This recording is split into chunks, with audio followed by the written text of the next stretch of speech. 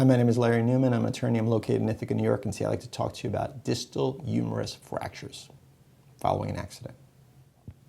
Now, the distal humerus is really down near the elbow area, and the elbow is made up of three bones.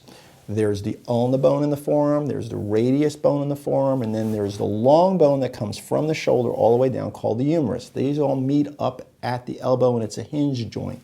It allows you to move your elbow back and forth.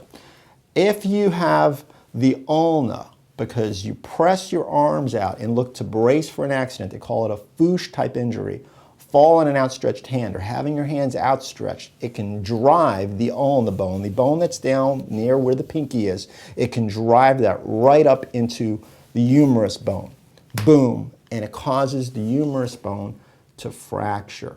That's called a distal humerus fracture. And there's three potential complications with a distal humerus fracture.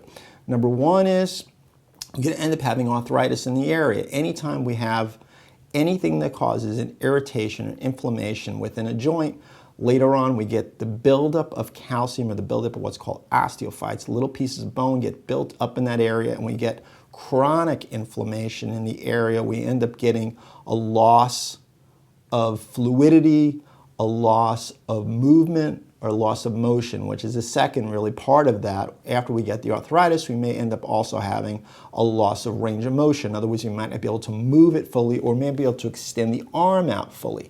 I had an electrician that was in a slip and fall accident, fell down, pushed his hands on the ground, tried to brace for the fall, ended up having one of these distal humerus fractures.